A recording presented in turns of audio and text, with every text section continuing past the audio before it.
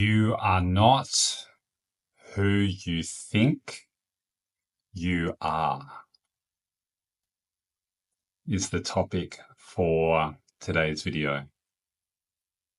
You are not who you think you are.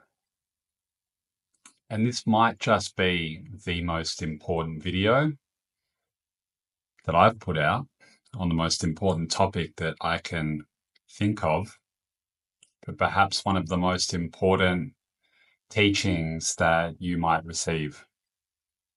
If you've not received it before, or if it hasn't quite clicked yet.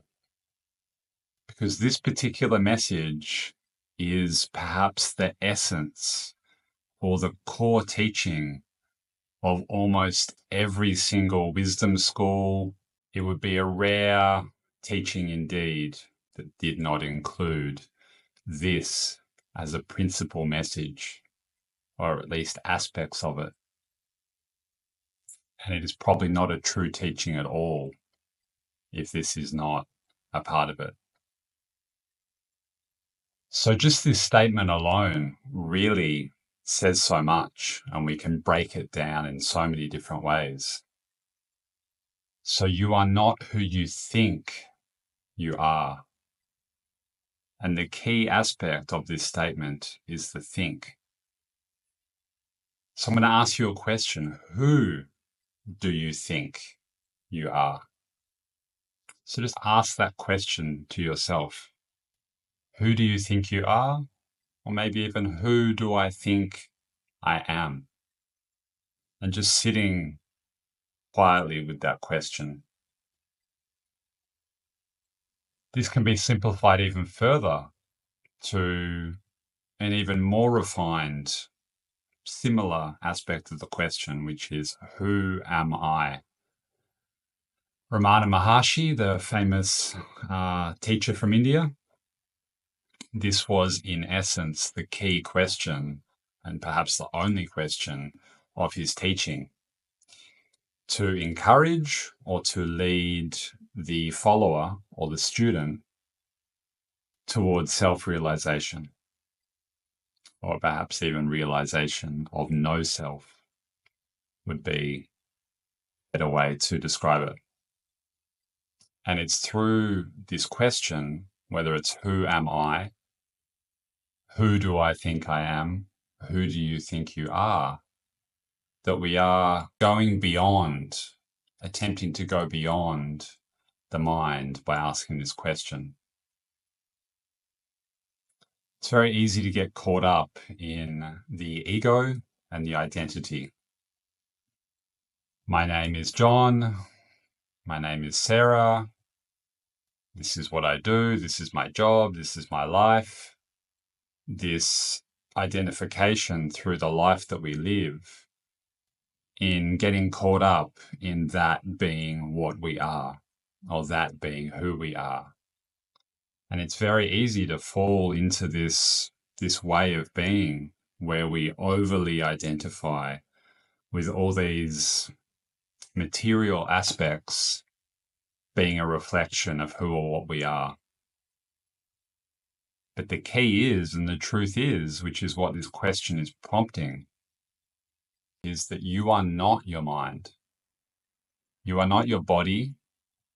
That's not what you are. That's not who you are. And every ancient teaching, every ancient spiritual teaching points towards this truth, that you are in fact something much, much greater beyond all of that. So who do you think you are? Do you think you are whatever your name is, whatever your personality is, whatever your job is, whatever other people see you as within society? And so, getting more specifically to the key of this question and reflecting on it, we need to start to analyze a little bit more closely and start to understand consciousness and the mind.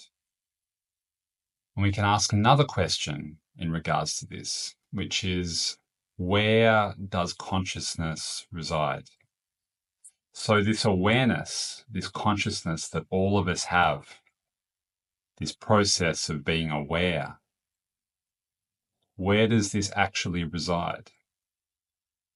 Does it reside within your brain? Does it reside within your elbow? Where is it? In fact, this has been termed the hard question by a lot of philosophers because still to this very day, we cannot answer this hard question, which is where does consciousness reside? We can theorize, and in fact, a lot of scientists have theorized that consciousness resides in the brain, but we cannot prove that. We still have not been able to prove where consciousness resides. This thing that allows us to be aware of who we are, aware of everything around us, it doesn't really have a defined location. If you think of a television as an analogy, or the reception of a television, it's like we can understand that when we turn on the television, there is a signal that comes through, and this is connected to the television through the wiring, through the circuitry. The television show, the movie comes through the TV and it appears on a screen. But, if we were to open the television up, trying to find where the TV show is, or if to try to open the television up and try to see where exactly the movie is located, we can't do it. We can't do it. And so this is a very similar analogy. And even less so if we come back to looking at the brain, we still can't open up the brain and say this is where consciousness resides. We can't even do that in this case. So it's a bit of a mystery. Another key aspect of this teaching is this idea or this concept of the observer. And so touching in on this concept of the observer, think about your awareness. There's an awareness of you watching this video. There's an awareness of who you are. Some people have described it as the witness, as witness consciousness. So it's like we have an object and we have a perceiver. So think about anything that you're looking at, anything that you're witnessing. This video might be a case of that. There is an observer observing this. And this gets really interesting because we can start to ask ourselves, well, all these thoughts that we're having, all these thoughts that we're constantly having all the time, every day, just this incessant chatter, who is observing these thoughts? Who is aware of these thoughts? Is it just a simple case of self-awareness? Can your awareness be aware of itself? Can your consciousness be aware of itself? Or is it like anything else that we look at? There is an object of observance that something is observing. You might have experienced going into deep flow states in your life. Some people have experienced this when they're playing sports. Some people experience this when they're connecting deeply to music or through dance. So these activities, we go into a flow state. Something that we're doing takes us to a deep flow state where we're so present and so engaged in the moment. And dance and sports and music are just a few examples, but there's many other examples, maybe even doing art, maybe having a near-death experience. These moments can bring us to a state of no mind, where we are so present in that moment that we're not even thinking at all. I used to have this experience many, many years ago when I played basketball when I was younger. I would go into this flow, this zone where I would be hitting every single shot, just not even thinking, just pure movement and flow in that moment. I've also had it dancing as well, listening to music. And so going deeply into this state where it seems as though the mind is just completely still and we're not making any conscious decisions at all about what we're doing. We're just doing it. And so it seems as though there is this aspect of the human operating system that seems to be able to operate unconsciously with no mind actually doing anything. Some might argue that it's the unconscious mind that is still operating. This is possible. But this is also an example or a highlight of how the mind does not actually need to be operating, at least on a conscious level, for there to be consciousness or for there to be awareness, particularly for there to be awareness. Another interesting example of this is dreaming and going into the dream state. There's an awareness that is there during dreaming, but is the mind actually operating at all? We know for sure that consciousness is operating and that awareness is operating, but is the mind even online at all? And so this brings us back to this concept of the witness, of the observer,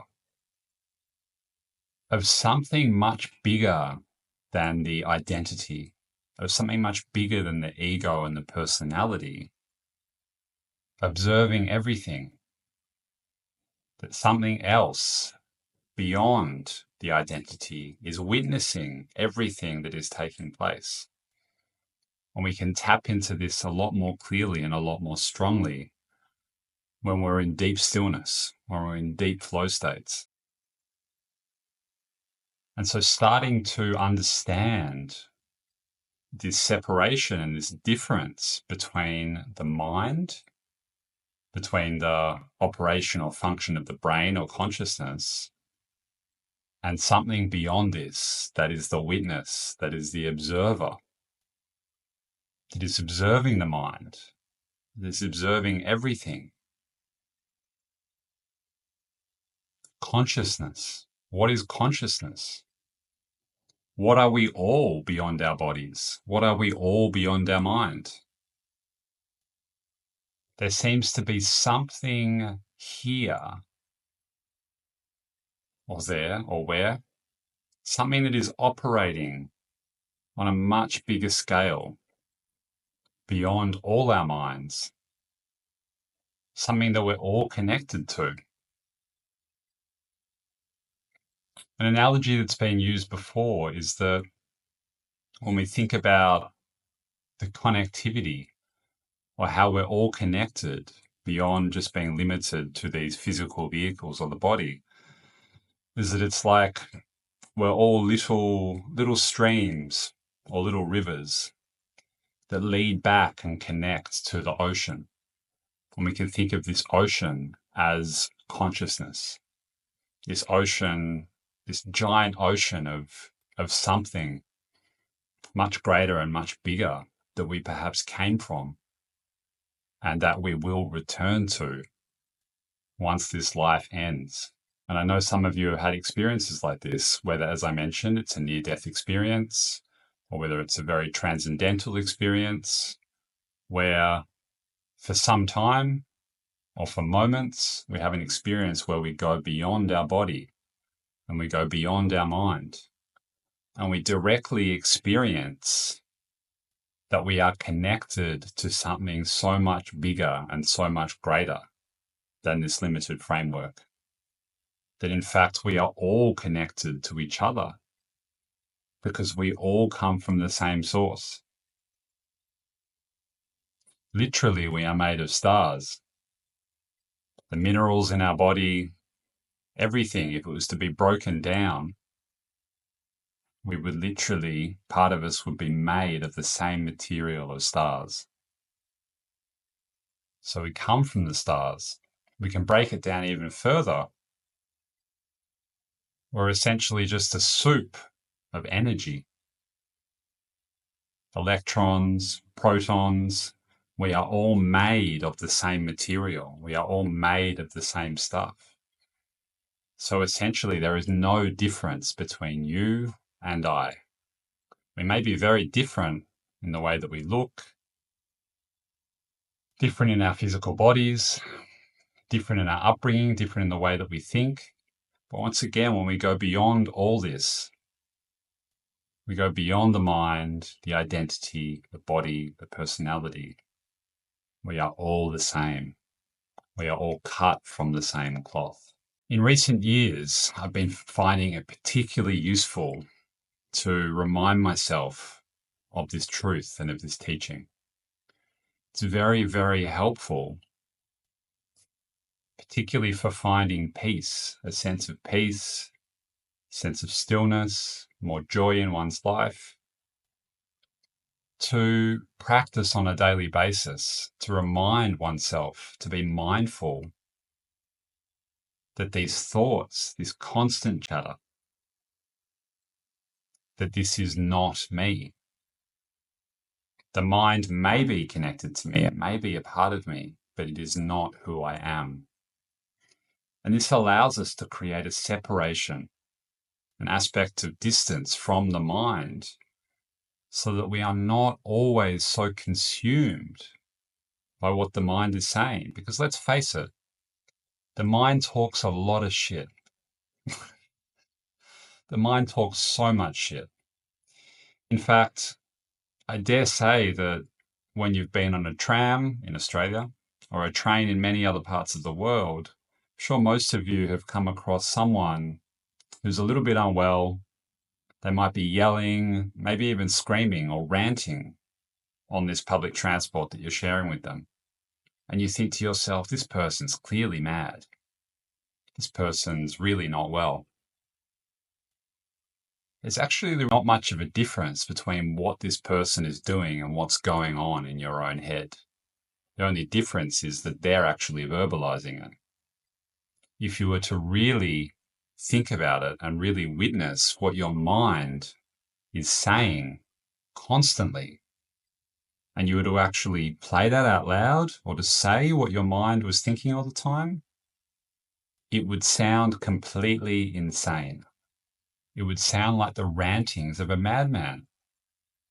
So we cannot always believe what the mind is saying. We cannot always trust what the mind is saying.